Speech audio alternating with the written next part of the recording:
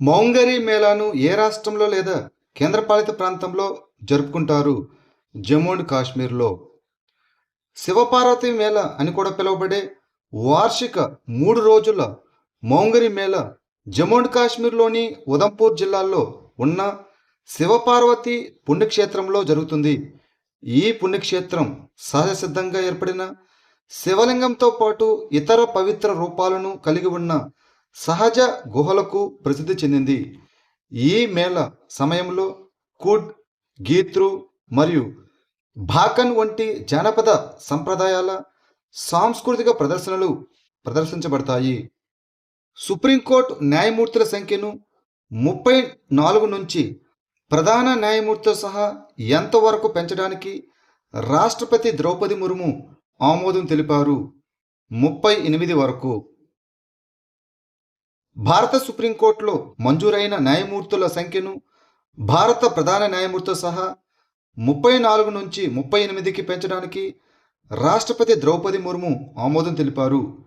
Supreme court న్యాయమూర్తుల సంఖ్య చట్టం 1956ను సవరించే సుప్రీంకోర్టు న్యాయమూర్తుల సంఖ్య సవరణ ఆర్డినెన్స్ 2026 ద్వారా ఈ మార్పు అమల్లోకి వచ్చింది. ఈ సవరణ ప్రధాన న్యాయమూర్తిని మినహాయించి గరిష్ట న్యాయమూర్తుల సంఖ్యను 33 నుంచి 37కి పెంచుతుంది. ఇటీవల 11వ శాండా ప్రపంచ కప్లో స్వర్ణ పతకం గెలుచుకున్న అపర్ణ దహియా ఏ క్రీడకు చెందినవారు? ఉసు. 11వ శాండా ప్రపంచ కప్లో ఉసు క్రీడాకారిణి అపర్ణ దహియా మహిళల 52 కేజీల విభాగంలో స్వర్ణ పతకం గెలుచుకున్నారు. ఫైనల్లో ఆమె ప్రస్తుత ప్రపంచ ఛాంపియన్ అయిన తి పుయోంగ్ నగా నగోను ఓడించారు.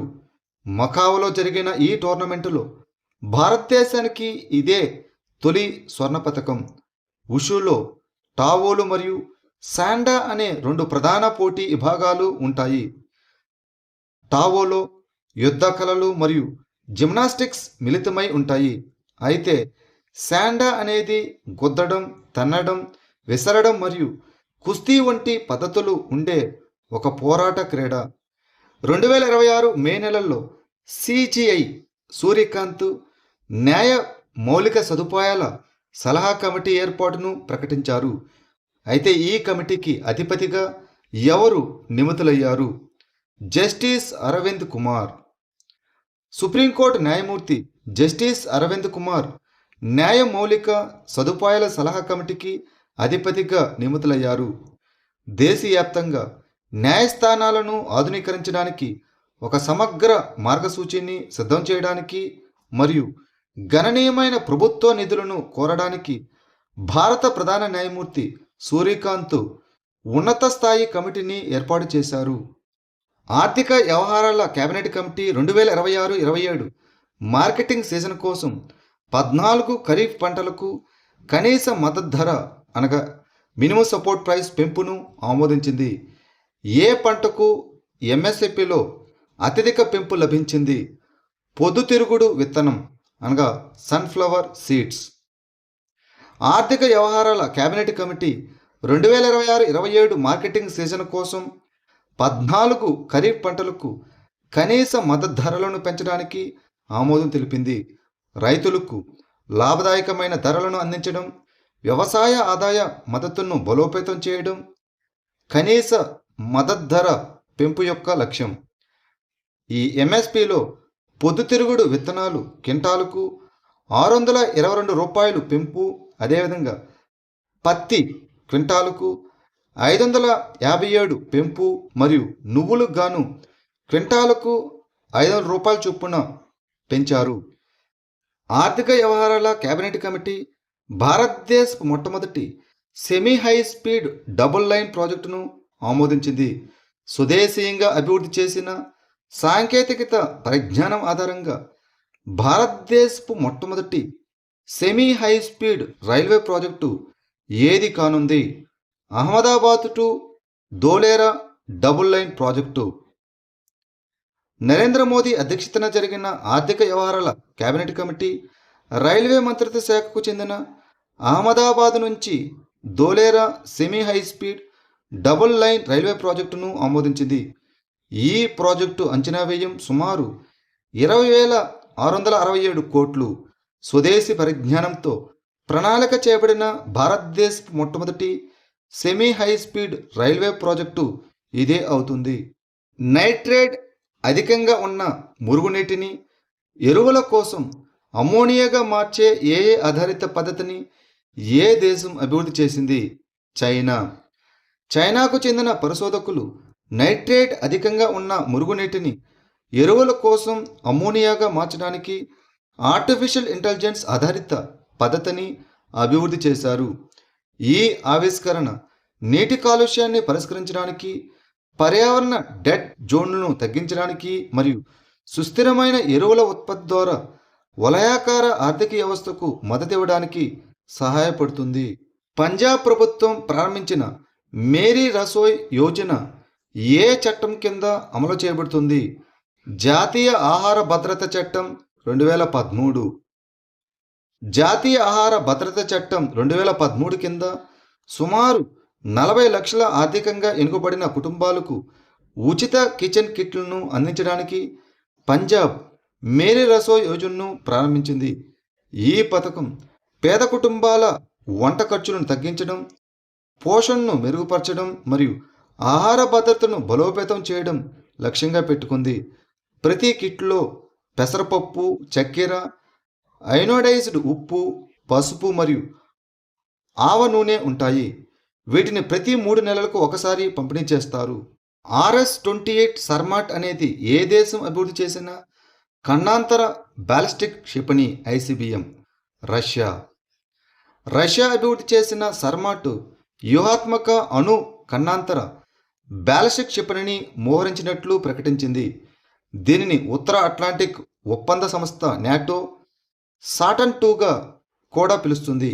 ఈ క్షిపణి ప్రపంచంలోనే అత్యంత శక్తివంతమైన అణు సామర్థ్యం గల క్షిపణుల్లో ఒకటిగా పరిగణించబడుతుంది మరియు యునైటెడ్ స్టేట్స్ ఆఫ్ అమెరికా, ఐరోపాలోని సుదూర లక్ష్యాలను ఛేదించడానికి దీనిని రూపొందించారు. ఈ క్షిపణి 35,000 కిలోమీటర్లకు పైగా పరిధిని కలిగి ఉందని మరియు పాశ్చాత్య దేశాల క్షిపణుల కంటే గణనీయంగా ఎక్కువ వార్హెడ్ శక్తిని మోసుకెళ్తుందని నివేదికలు చెబుతున్నాయి. 2026-28 గాను కామన్ క్రైటీరియా డెవలప్మెంట్ బోర్డు చైర్మన్గా ఏ దేశం నామినేట్ చేయబడింది? భారతదేశం. ఏప్రిల్ 2026 నుంచి ఏప్రిల్ 2028 వరకు కామన్ క్రైటీరియా డెవలప్మెంట్ బోర్డు చైర్మన్గా భారతదేశం నామినేట్ చేయబడింది. టోక్యోలో జరిగిన కామన్ క్రైటీరియా రికగ్నిషన్ అరేంజ్మెంట్ సమావేశంలో ఈ నిర్ణయం ధృవీకరించబడింది.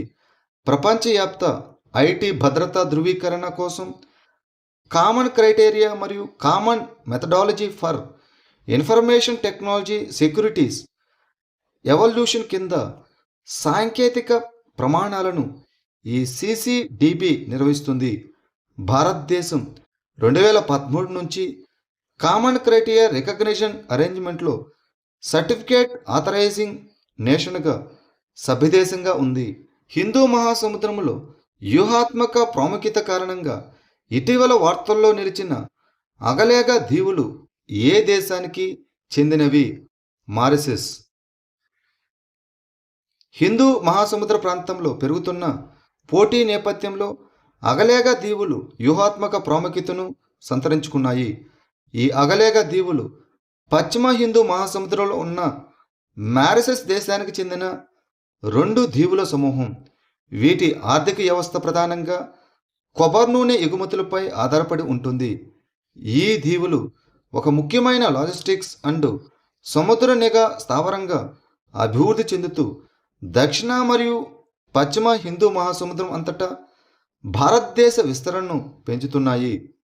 ఇటీవల వార్తల్లో కనిపించిన తుగలకాబాద్ కోట ఏ నగరంలో ఉంది? ఢిల్లీ. ఢిల్లీలోని చారిత్రాత్మక మధ్యయుగ కోటల్లో ఒకటైన తుగలకాబాద్ కోట ఆక్రమణను గుర్తించి స్మారక చిహ్నాన్ని పరిరక్షించే లక్ష్యంతో న్యాయస్థానం పర్యవేక్షణలో జరగాల్సిన సర్వేలో జాప్యం కారణంగా మరోసారి వార్తలోకి వచ్చింది. ఈ తుగలకాబాద్ కోట దక్షిణ ఢిల్లీలో ఉన్న ఒక చారిత్రాత్మక కోట. దీనిని తుగ్లక్ వంశస్థాపకుడైన గియాసుద్దీన్ తుగ్లక్ 1321లో నిర్మించాడు. ఘాజీ మాలిక్ అని కూడా పిలువబడే గియాసుద్దీన్ తుగ్లక్ ఖిల్జీ పాలకుడిని పడగొట్టి తుగ్లకాబాద్ నగరాన్ని స్థాపించాడు. ఈ కోట ఢిల్లీ యొక్క 3వ చారిత్రక నగరంగా నిలిచింది. ఆహార నూతన భౌగోళిక రాజకీయాలు అనే నివేదికను ఏ సంస్థ విడుదల చేసింది? International panel of experts on sustainable food systems. The new geopolitics of food అనే నివేదికను international panel of experts on sustainable food system విడుదల చేసింది. ఈ నివేదిక ప్రకారం భౌగోళిక రాజకీయ అవాంతరాలు ప్రధాన వ్యవసాయ ఆహార సంస్థలకు అసాధారణ లాభాలు ఆర్జించడానికి అవకాశం కల్పించగా, అదే సమయంలో ప్రపంచ ఆకలి, ఆహార ద్రవ్యోల్బణం మరియు పర్యావరణ క్షీణతను మరింత తీవ్రతరం చేశాయి. ఇటీవల వార్తల్లో కనిపించిన తాహో సరస్సు ఏ దేశంలో ఉంది? United states of America. Tahoe సరస్సు అనేది అమెరికాలోని కాలిఫోర్నియా మరియు నెవాడా రాష్ట్రాల సరిహద్దు వెంబడి ఉన్న ఒక పెద్ద మంచినీటి ఆల్పైన్ సరస్సు. ఇది సియర్రా నెవాడా పర్వత శ్రేణిచే చుట్టూ ముట్టబడి ఉంటుంది మరియు యునైటెడ్ స్టేట్స్ ఆఫ్ అమెరికాలో అత్యంత ఎత్తైన సరస్సుగా పరిగణించబడుతుంది. ఈ తాహో సరస్సు ఉత్తర అమెరికాలోని అతిపెద్ద ఆల్పైన్ సరస్సు మరియు గ్రేట్ లేక్స్ తర్వాత యునైటెడ్ స్టేట్స్ ఆఫ్ అమెరికాలోని అతిపెద్ద సరస్సుల్లో ఒకటి. ఈ ప్రాంతంలోని ఆర్టిఫిషియల్ ఇంటెలిజెన్స్ డేటా సెంటర్ల నుంచి విద్యుత్ డిమాండ్పై ఆందోళన నేపథ్యంలో ఈ సరస్సు ఇటీవల వార్తల్లోకి వచ్చింది. ఇటీవల ఏ నగరం తన మొదటి ప్రత్యేక మాదక ద్రవ్యాల నిరోధక టాస్క్ ఫోర్స్ పోలీస్ స్టేషన్ను ఆమోదించింది? ఢిల్లీ. మాదక ద్రవ్యాల అక్రమ రవాణా మరియు దుర్వినియోగానికి వ్యతిరేకంగా చర్యలను బలోపేతం చేయడానికి ఢిల్లీ తన మొట్టమొదటి ప్రత్యేక మాదక ద్రవ్యాల నిరోధక టాస్క్ ఫోర్స్ పోలీస్ స్టేషన్ను ఆమోదించింది. 2027 నాటికి మాదక ద్రవ్య రహిత ఢిల్లీ లక్ష్యాన్ని సాధించడం ఈ ఇనిషియేటివ్ యొక్క ఉద్దేశం.